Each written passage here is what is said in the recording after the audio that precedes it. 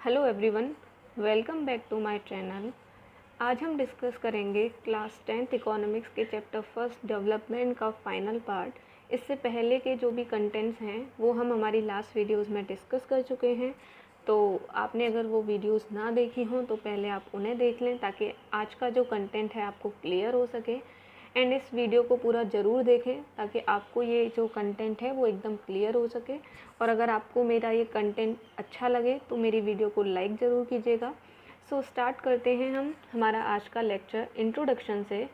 हमें इस इंट्रोडक्शन में क्या करना है, एक एग्ज़ाम्पल लेना है। जैसे मान लीजिए suppose for the present that a particular country is quite developed, we should certainly like this level of development to go up further or at least be maintained for future generations। यानी यहाँ पे एक बात बोली गई है कि मान लीजिए प्रेजेंट में कोई कंट्री क्या, इंडिया ही डेवलप्ड है। ठीक है, इंडिया एक डेवलप्ड कंट्री है। तो हम सब क्या चाहेंगे, हम सब चाहेंगे कि ये जो डेवलपमेंट है वो ऐसे ही होता रहे, यानी हमारी जो कंट्री है वो और ज़्यादा डेवलप्ड होती रहे और जो डेवलपमेंट का लेवल है वो इंक्रीज़ होता रहे। और एटलीस्ट अगर इंक्रीज़ नहीं हो रहा तो मेंटेन तो रहे, मतलब हमारा जो कंट्री है वो डेवलप्ड रहे, अंडर डेवलप्ड ना हो। तो हम हमेशा क्या चाहते हैं, अगर कोई भी कंट्री या कोई भी एरिया अगर डेवलप हो रहा है तो वो इसी तरीके से ग्रो करता रहे, और अगर ग्रो नहीं कर रहा तो एटलीस्ट उस लेवल को मेंटेन करके चले। सो ऑब्वियसली ये सबकी डिज़ायर होती है, सब यही चाहते हैं। बट क्या हो रहा है, हमारे जो सेकेंड हाफ है 20th सेंचुरी का, तब से एक प्रॉब्लम अराइज हो रही है जिसके बारे में हमारे जो साइंटिस्ट हैं, ठीक है, वो साइंटिस्ट हमें वार्न कर रहे हैं कि जिस टाइप का डेवलपमेंट हम आज कर रहे हैं, ठीक है, आज जिस टाइप का डेवलपमेंट पूरे वर्ल्ड के कंट्रीज़ कर रहे हैं वो सस्टेनेबल नहीं है। ठीक है, अब यहाँ पे क्वेश्चन आता है कि क्या होता है सस्टेनेबल। ठीक है, अगर सस्टेनेबल नहीं है तो हमें सस्टेनेबल डेवलपमेंट की नीड क्यों है।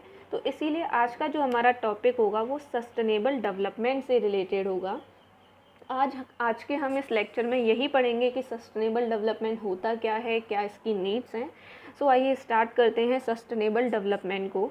सो ये जो आइडिया है सस्टेनेबल डेवलपमेंट का, ये एक चीज़ पे बेस्ड है या ये कुछ कंसेप्ट पे बेस्ड है। वो कंसेप्ट क्या है, वो कंसेप्ट है we have not inherited the world from our forefathers, we have borrowed it from our children. It means कि हमारा ये जो पूरा वर्ल्ड है, यानी जो भी हमें ये जो अर्थ पे जो भी रिसोर्सेज मिले हुए हैं, जो भी हमारे पास बहुत सारे रिसोर्सेज हैं like water, air, natural gases, crude oil, जितनी भी चीज़ें हैं, जो भी रिसोर्सेज हैं वो हमने अपने फोर फादर से इनहेरिट नहीं किए हैं। मतलब वो हमें हमारे जो फोर फादर्स थे, यानी हमारी जो पास्ट जनरेशन थी, जिनको हम हिंदी में बोलें तो जो पूर्वज थे, उनसे हमें वो गिफ्ट में नहीं मिले हैं।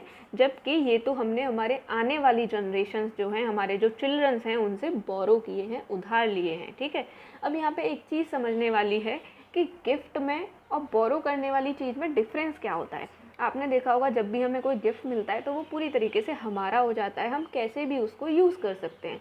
लेकिन जब भी हम किसी से कोई चीज़ बोरो करते हैं तो हमें क्या करना पड़ता है, उस चीज़ का बहुत ध्यान रखना पड़ता है, क्योंकि वो चीज़ हमें क्या करनी है, रिटर्न करनी है, क्योंकि हम उस चीज़ के लिए रिस्पॉन्सिबल हैं। सेम चीज़ है हमारे वर्ल्ड और हमारे रिसोर्सेज के तरीके से, कि यहाँ पे क्या है, ये जो वर्ल्ड है या जो रिसोर्सेज हैं वो हमें इनहेरिटेड नहीं मिले हैं, मतलब गिफ्ट में नहीं मिले हैं, वो हमने आने वाली जो हमारे चिल्ड्रन हैं, आने वाली जो जनरेशन है उससे बोरो किए हैं। इट मीन्स हमको हमारे रिसोर्सेज को क्या करना है, संभाल के रखना है। तो इसी जो कंसेप्ट है, इसी से सस्टेनेबल डेवलपमेंट का मीनिंग निकल के आता है कि हमने जो भी रिसोर्सेज हैं, जो वर्ल्ड है, वो हमने इनहेरिट नहीं किया, जबकि हमने इसको बोरो किया है, इसलिए हमें इसको क्या करना है, संभाल के रखना है। तो सस्टेनेबल डेवलपमेंट का मीनिंग देख लेते हैं। Sustainable development is development that meets the need of the present without compromising the abilities of future generations to meet their own needs.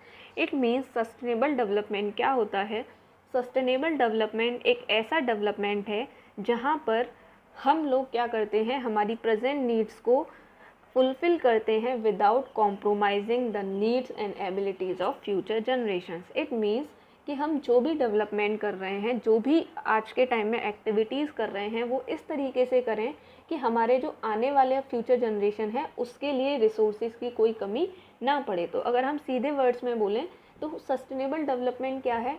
एक ऐसा डेवलपमेंट है जहाँ पे हम रिसोर्सेज को इस तरीके से यूज़ करते हैं कि हम इन रिसोर्सेज को हमारे आने वाली फ्यूचर जनरेशन के लिए सेव करके रखें।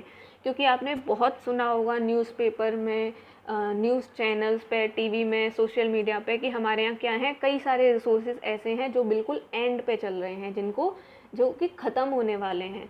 तो अगर आप सपोज़ कीजिए जैसे क्रूड ऑयल है, क्रूड ऑयल का हम बहुत सुनते हैं कि बहुत कम रिजर्व्स बचे हैं, ये ख़त्म होने वाला है। तो अगर क्रूड ऑयल ख़त्म हो गया तो हमारी जो आने वाली जनरेशन्स हैं, क्या वो इसका बेनिफिट ले पाएंगी? नहीं ले पाएंगी। तो सस्टेनेबल डेवलपमेंट किस चीज़ पे फोकस करता है कि मान लीजिए ये जो हमने एग्जांपल लिया क्रूड ऑयल का, तो आज हम इसको यूज़ करें अपने डेवलपमेंट में, लेकिन इस तरीके से यूज़ करें कि हम अपनी आने वाली जनरेशन के लिए भी सेव करके रख सकें। तो वही चीज़ है, सस्टेनेबल डेवलपमेंट एक ऐसा डेवलपमेंट होता है जिसमें हम अपनी प्रेजेंट नीड्स को तो फुलफ़िल करते हैं, लेकिन फ्यूचर जनरेशन के लिए भी रिसोर्सेज को सेव करके रखते हैं। ठीक है, अब हम आगे बढ़ते हैं। Why we need sustainable development? क्यों हमें सस्टेनेबल डेवलपमेंट की नीड होती है? तो इसका थोड़ा बहुत मैंने अभी बताया, इसलिए नीड होती है ताकि हमारी जो फ्यूचर जनरेशन्स होती हैं वो क्या कर सकें, वो भी डेवलपमेंट कर सकें या वो भी इन रिसोर्सेज को यूज़ कर सकें। लाइक अगर हम क्रूड ऑयल को आज ही अभी के टाइम पे ही हम ख़त्म कर देंगे तो हमारी जो आने वाली जनरेशन्स हैं उनको बहुत सारी प्रॉब्लम्स फेस करनी पड़ेंगी, वो क्रूड ऑयल को यूज़ नहीं कर पाएंगी, उनको डेवलपमेंट का में बहुत सारी प्रॉब्लम्स आएंगी। तो इसीलिए हमें सस्टेनेबल डेवलपमेंट की नीड होती है ताकि हम फ्यूचर जनरेशन्स के लिए क्या कर सकें, रिसोर्सेज को सेव करके रख सकें। तो इसके लिए कुछ एग्जांपल्स हैं। उसमें पहला एग्जांपल है ग्राउंड वाटर इन इंडिया, यानी हम यहाँ पे ग्राउंड वाटर की क्या कंडीशन है इंडिया में वो रीड करेंगे। So recent evidences suggest that the ground water is under serious threat of overuse in many parts of the country. It means कुछ एविडेंसेस मिले हैं रिसेंट में जिससे हमें ये पता चला है कि हमारे इंडिया में जो ग्राउंड वाटर की कंडीशन है वो बहुत सीरियस है, यानी बहुत प्रॉब्लम्स होने वाली हैं ग्राउंड वाटर को लेके। अब कैसे होने वाली हैं ये देख लेते हैं। हमारे इंडिया में 300 डिस्ट्रिक्ट्स ऐसे हैं जहाँ पे वाटर लेवल डिक्लाइन हो गया है, यानी वाटर लेवल 4 मीटर से भी कम हो गया है। ठीक है, यानी मान लो पहले वाटर लेवल वहाँ का मान लो क्या है 8 मीटर था, यानी 8 मीटर तक खुदाई करोगे आपको पानी मिल जाएगा, लेकिन अब वो कितना हो गया है 12 मीटर, यानी 4 मीटर और ज़्यादा नीचे चला गया है। और आपने बहुत जो पुरानी बातें सुनी होंगी अपने दादा दादी वगैरह से, अगर नहीं सुनी हो तो आप एक बार बात करके देखिएगा कि पुराने टाइम में क्या होता था, वाटर लेवल बहुत हाई था, बहुत ऊपर था, यानी लोग बहुत थोड़ा सा ही खोदते थे और पानी निकल के आ जाता था। लेकिन हमने अब क्या कर लिया है, वाटर रिसोर्सेज को इतना ओवर यूज़ कर लिया है, इतना एक्सप्लॉइट कर लिया है कि वाटर लेवल डाउन होता जा रहा है। सेम यही बताया गया है यहाँ पे कि हमारे कंट्री में 300 डिस्ट्रिक्ट्स ऐसे हैं जहाँ पे वाटर लेवल 4 मीटर्स डाउन चला गया है। ठीक है, जितना पहले था उससे भी 4 मीटर्स डाउन चला गया है।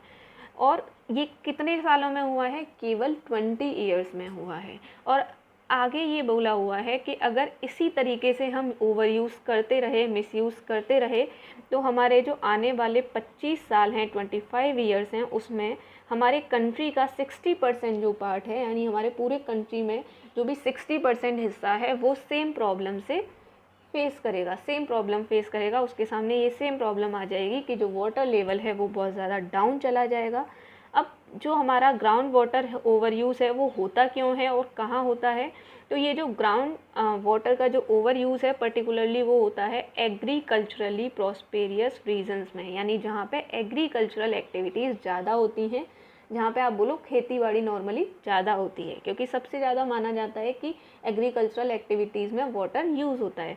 तो ऐसी जगह कौन सी हैं, पंजाब हो गया आपका, वेस्टर्न यूपी हो गया, हार्ड रॉक प्लेटूज़ हो गए, सेंट्रल एंड साउथ इंडिया हो गया, कोस्टल एरियाज़। तो ये सारी चीज़ें जगहें ऐसी हैं जहाँ पे एग्रीकल्चरल एक्टिविटीज़ ज़्यादा होती हैं और जहाँ पे वाटर ज़्यादा यूज़ होता है। तो अब यहाँ पे हमने पढ़ लिया कि ग्राउंड वाटर की प्रॉब्लम क्या हो रही है, बहुत ज़्यादा सीरियस हो रही है। तो अगर हमने इस ग्राउंड वाटर को यूज़ करना सही से स्टार्ट नहीं किया तो आने वाली जनरेशन्स को क्या होगी, प्रॉब्लम होगी। तो अब हम यहाँ पे समझ गए कि अभी जो हमारा डेवलपमेंट है वो कैसा नहीं है, वो सस्टेनेबल नहीं है। क्यों नहीं है, क्योंकि हम हमारी फ्यूचर जनरेशन्स के बारे में नहीं सोच रहे हैं, हम रिसोर्सेज को सेव नहीं कर रहे हैं। ठीक है। अब नीचे एक चीज़ दी गई है कि जो ग्राउंड वाटर है वो एग्जाम्पल है रिन्यूएबल रिसोर्सेज का। अब यहाँ पे एक बात आती है कि ये रिन्यूएबल रिसोर्सेज क्या होते हैं, तो इस चीज़ के लिए आपको क्या करना है, इस रिन्यू वर्ड पे फोकस करना है। रिन्यू क्या होता है, रिन्यू किस चीज़ को बोलते हैं हम, जिसको हम वापस से अचीव कर सकें, वापस से प्राप्त कर सकें। सो सेम है, हमारा जो वाटर है वो रिन्यूएबल रिसोर्सेज होते हैं। रिन्यूएबल रिसोर्सेज यानी कौन से रिसोर्सेज, जिनको कि हम रिप्लेनिश्ड कर सकते हैं बाय नेचर, यानी वो हमें वापस मिल जाते हैं नेचुरल प्रोसेस के थ्रू।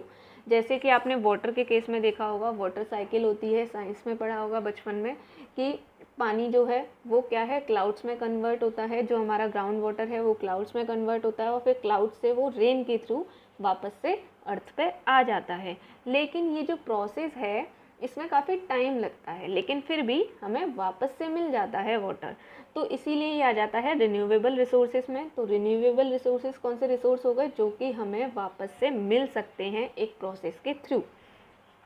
सो अब यहाँ पे एक बात हुई है कि even these resources may be overused. For example, in the case of groundwater, if we use more than what is being replenished by rain, then we would be overusing these resources. अब यहाँ पे हमने अभी बोला कि हमारा जो ground water है वो रिन्यूएबल है, यानी वो हमें वापस से मिल जाता है। तो भाई जब वापस मिल जाता है तो हम क्यों परेशान हैं, क्यों हम बोल रहे हैं कि वाटर को सेव करें, वो तो वापस मिल जाएगा। तो इसका एक आंसर ये है कि वापस तो मिल जाएगा, लेकिन इसकी जो वापस मिलने की जो प्रोसेस है वो काफ़ी लेंदी होती है। एक साथ तो ऐसा है नहीं कि आज आपने वाटर को यूज़ किया और कल आपको वापस से वो वाटर मिल गया, नहीं, एक तो प्रोसेस बहुत लेंदी होती है। उसके अलावा जितना वाटर आपने यूज़ किया आप उसको वापस रिन्यू करके उतना ही तो अचीव नहीं कर सकते। तो इसीलिए क्या होता है, मान लो आपने ओवर यूज़ ज़्यादा कर लिया लेकिन आपको रिन्यू होके कम मिला, तो भी क्या हो जाएगा, ओवर यूज़ हो जाएगा। तो इसीलिए हमको सेव करने की ज़रूरत है। उसके अलावा जो ड्रिंकिंग वाटर है उसकी सबसे ज़्यादा कमी होती है, यानी क्लीन वाटर नहीं मिल पाता। इसीलिए हमको इन रिसोर्सेज को क्या करना है, सेव करके रखना है, चाहे वो रिन्यूएबल हो चाहे वो नॉन रिन्यूएबल हो। अब ये नॉन रिन्यूएबल कौन से होते हैं, non renewable resources are those which will get exhausted after years of use. We have a fixed stock on earth which cannot be replenished. It means जो नॉन रिन्यूएबल रिसोर्सेज होते हैं वो just renewable के opposite हो जाते हैं, कि हम इनको वापस से अचीव नहीं कर सकते ईजिली। ठीक है, यानी इनका हमारे पास एक फिक्स्ड स्टॉक है, अगर उस स्टॉक को हमने ख़त्म कर दिया तो वापस से वो रिसोर्सेज हमें नहीं मिलेंगे ईजिली, लाखों करोड़ों सालों के बाद मिलेंगे। जैसे कि एग्जांपल हो गया हमारा क्रूड ऑयल हो गया, कोल हो गया। तो ये क्या है, क्रूड ऑयल या कोल, ये लाखों करोड़ों सालों में बनते हैं, उसके बाद वो हमें मिलते हैं। तो इन क्रूड ऑयल और कोल का एक फिक्स्ड स्टॉक है हमारे पास, अगर वो एंड हो गया तो फिर हमें वो चीज़ें नहीं मिलेंगी, हमें लाखों करोड़ों सालों तक वेट करना पड़ेगा, जो कि हम नहीं कर सकते। तो सेम नॉन रिन्यूएबल रिसोर्सेज कौन से रिसोर्सेज होते हैं, जिनको कि हम ईजिली रिन्यू नहीं कर सकते, अचीव नहीं कर सकते, उनका एक फिक्स्ड स्टॉक है हमारे पास, अगर वो ख़त्म हो गया इट मीन्स उनके रिजर्व्स हमारे पास ख़त्म हो जाएंगे। तो इसीलिए इसका एक एग्जांपल मैंने बता दिया, क्रूड ऑयल, और भी हो सकते हैं कोल, नेचुरल गैसेस एट्सेट्रा। तो हमें क्या है, रिन्यूएबल रिसोर्सेज को भी सेव करने की ज़रूरत है और नॉन रिन्यूएबल को। और जब हम रिसोर्सेज को सेव करेंगे, फ्यूचर के लिए बचा के रखेंगे, तो वो हमारा कौन सा डेवलपमेंट हो जाएगा, वो हमारा हो जाएगा कौन सा डेवलपमेंट, सस्टेनेबल डेवलपमेंट, जिसके बारे में हम बात कर रहे थे। सो यहाँ पे एग्जाम्पल भी दे रखा है जो मैंने बताया था। For example crude oil is the that we extract from the earth is the example of non renewable resource। ठीक है, तो ये हमने पढ़ लिया कि सस्टेनेबल डेवलपमेंट क्या होता है और रिन्यूएबल और नॉन रिन्यूएबल रिसोर्सेज क्या होते हैं और इनकी हमें नीड क्यों है सस्टेनेबल डेवलपमेंट की। अब हम जरा कंक्लूजन में पढ़ लेते हैं। Consequences of environmental degradation do not respect national और state boundaries. This issue is no longer region और नेशन स्पेसिफिक। यानी इसमें ये बोला है कि ये जो हमारा रिसोर्सेज की प्रॉब्लम से रिलेटेड जो भी, या फिर जो इन्वायरमेंटल डिग्रेडेशन है, यानी इन्वायरमेंट में जो भी डिग्रेडेशन हो रहा है, यानी जो भी प्रॉब्लम्स आ रही हैं, जो भी कमियां आ रही हैं, लाइक ग्लोबल वार्मिंग या बहुत सारे चेंजेस जो भी हो रहे हैं, तो ये किसी भी एक स्पेसिफिक नेशन में नहीं होते, एक स्पेसिफिक एरिया में नहीं होते, ये पूरे वर्ल्ड की प्रॉब्लम है। यानी ये जो सस्टेनेबल डेवलपमेंट की जो प्रॉब्लम है वो केवल इंडिया की या केवल एक कंट्री की नहीं है, ये पूरे वर्ल्ड की है। तो हमें क्या करना है, पूरे वर्ल्ड को इसके लिए यूनाइटेड होना पड़ेगा और हमारे रिसोर्सेज को सेव करना पड़ेगा और कैसे डेवलपमेंट की तरफ बढ़ना पड़ेगा, सस्टेनेबल डेवलपमेंट की तरफ बढ़ना पड़ेगा। तो यही है इसका कंक्लूज़न। अब हम इस लेक्चर जो भी हमने पढ़ा इसका एक क्विक रिवीजन कर लेते हैं। सबसे पहले हमने पढ़ा कि सस्टेनेबल डेवलपमेंट क्या होता है। सस्टेनेबल डेवलपमेंट एक ऐसा डेवलपमेंट है जहाँ पे हम अपना डेवलपमेंट करते हैं किस तरीके से, फ्यूचर जनरेशन की नीड्स को ध्यान में रखते हुए, यानी हम रिसोर्सेज को इस तरीके से यूज़ करते हैं कि हम फ्यूचर के लिए भी सेव करके रख सकें। इसके लिए हमने एक चीज़ पढ़ी थी कि हम क्यों करते हैं, क्योंकि हमने बोला कि ये जो वर्ल्ड है वो हमें इनहेरिटेड नहीं है, मतलब वो हमें कहीं से गिफ्ट में नहीं मिला, वो हमने बोरो किया है हमारे चिल्ड्रन से, तो इसीलिए हमें इसको सेव करके रखना होगा। फिर उसके बाद हमने क्या पढ़ा कि हमें सस्टेनेबल डेवलपमेंट की नीड क्यों है, क्योंकि हमारे जो रिसोर्सेज हैं वो ख़त्म होते जा रहे हैं, उनका ओवर यूज़ हो रहा है, जिसके लिए हमने ग्राउंड वाटर और क्रूड ऑयल का एग्जांपल पढ़ा। तो अगर ये रिसोर्सेज ख़त्म हो गए तो हमारे जो आने वाली जनरेशन्स हैं वो इसका बेनिफिट नहीं ले पाएंगे और उनको बहुत सारी प्रॉब्लम्स फेस करनी पड़ेंगी। ठीक है, तो ये हो गया। फिर हमने पढ़ा रिन्यूएबल और नॉन रिन्यूएबल रिसोर्सेज। तो रिन्यूएबल रिसोर्सेज वो रिसोर्स होते हैं जिनको कि हम वापस से अचीव कर सकते हैं। फॉर एग्जांपल हमारा एयर हो गया या आपका वाटर हो गया। उसके बाद नॉन रिन्यूएबल रिसोर्सेज वो रिसोर्सेज होते हैं जिनको कि हम वापस से रिन्यू नहीं कर सकते, बहुत लाखों करोड़ों सालों तक हमें वेट करना पड़ता है। एक फिक्स्ड स्टॉक है इनका, अगर वो स्टॉक ख़त्म हो गया इट मीन्स ये जो रिसोर्सेज हैं वो ख़त्म हो गए। ठीक है, तो अब कंक्लूज़न में हमने क्या पढ़ा कि सस्टेनेबल डेवलपमेंट केवल एक कंट्री की प्रॉब्लम नहीं है, ये पूरे होल नेशन की प्रॉब्लम, वर्ल्ड की प्रॉब्लम है। तो इसीलिए सबको यूनाइटेड होना पड़ेगा और सबको सस्टेनेबल डेवलपमेंट पे फोकस करना पड़ेगा। तो आज हमारा जो 10th का चैप्टर है वो एंड होता है। इसके जो पहले के जो कंटेंट्स हैं वो और जो हमारी लास्ट वीडियोज़ हैं उसमें हम डिस्कस कर चुके हैं, तो आप वहाँ से जाके उन चीज़ों को देख लीजिएगा जिससे कि आपका पूरा फर्स्ट चैप्टर एकदम क्लियर हो जाए। और ये जो नोट्स हैं इनके जो लिंक हैं वो डिस्क्रिप्शन बॉक्स में मिल जाएंगे, वहाँ से आप नोट्स को डाउनलोड कर सकते हैं अपने फर्दर यूज़ के लिए। अगर आपको ये कंटेंट अच्छा लगा हो, समझ में आया हो, तो प्लीज़ वीडियो को लाइक कीजिएगा, चैनल को सब्सक्राइब कीजिएगा। और अगर आप चैनल को सब्सक्राइब कर लेंगे तो आने वाले टाइम में जो भी लेक्चर्स हैं वो सब आपको ईज़िली अवेलेबल हो जाएंगे और आपकी जो इकोनॉमिक्स की स्टडी है वो बहुत ईजी हो जाएगी। ठीक है, सो आज के लिए बस इतना ही। बाय बाय, टेक केयर, मिलते हैं हमारी अगली वीडियो में। Till then keep learning, keep growing. Bye bye, thank you so much.